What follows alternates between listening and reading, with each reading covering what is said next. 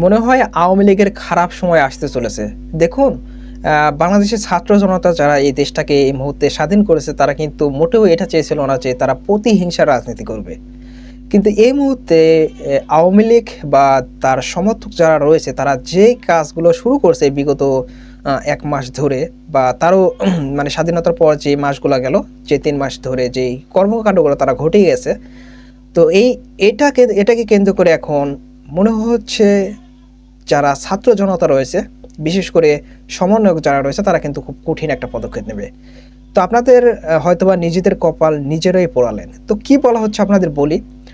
ছাত্র আন্দোলনে যারা অংশগ্রহণ করছেন তারা কিন্তু এবার একটি লং মার্চ টু ঢাকার একটি এ আন্দোলনের কিন্তু একটা হুমকি দিয়েছে। বিশেষ করে যদি না আওয়ামী লীগের সেই সকল নেতাকর্মীদের না ধরা হয় তাহলে কিন্তু আবারও একটা লং মার্চ টু ঢাকা হতে পারে।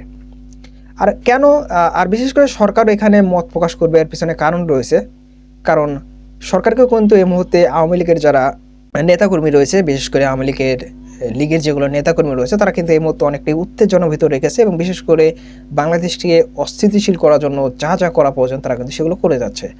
আর তারই প্রেক্ষিতে কিন্তু ছাত্র জনতা এবার খুব কঠিন একটা হুঁশিয়ারি দিয়েছেন এবং বলেছেন যে যে কোনো মূল্যে ছাত্রলীগের যে লীগের যে নেতাকর্মী যারা রয়েছে তাদেরকে অবশ্যই ধরতে হবে এবং তাদেরকে ধরে বিচারের আওতায় আনতে হবে। যদি না হয় তাহলে তারা কিন্তু লং মার্চ টু ঢাকা আবারও হবে। তো এই ধরনের একটা হুঁশিয়ারি দিয়েছেন। তো আপনারা বুঝতে পারতেছেন। তো আপনাদের আওয়ামী লীগের যারা এই মুহূর্তের নেতাকর্মী যারা রয়েছেন তাদেরকে বলবো আপনাদের হয়তো আপনাদের নেতাকর্মী বা নেত্রী এই মুহূর্তে আপনাদের বিপদে ফেলতেছে। ছাত্রদের মুখের কথা যেটা ছিল সেটা হলো তারা কোনো প্রতিহিংসা রাজনীতি করবে না এবং তারা সেভাবেই ছিল এবং এতটা সুন্দরভাবে দেশটা মানে এতটা সুন্দরভাবে তারা এই যে এত কিছু ভুলে গিয়ে তারা যে ছাত্রলীগ এবং সাধারণ লীগ যারা রয়েছে তাদেরকে ভালোবেসে বুকে টেনে নেওয়ার মতো যে একটা প্রতিশ্রুতি দিয়েছিল তারা কিন্তু এই মুহূর্তে সেটা ভাঙতে বাধ্য হচ্ছে এই কারণে যে আপনারা কিন্তু এই মুহূর্তে এই যে উপদেষ্টা সহ বর্তমান সরকারকে আপনারা ঠিক থাকতে দিচ্ছেন না। এটা আপনাদের এই যে বলে না অতিরিক্ত পাপ হয়ে গেলে আর কি পাপের ফল ভোগ করতে হয়।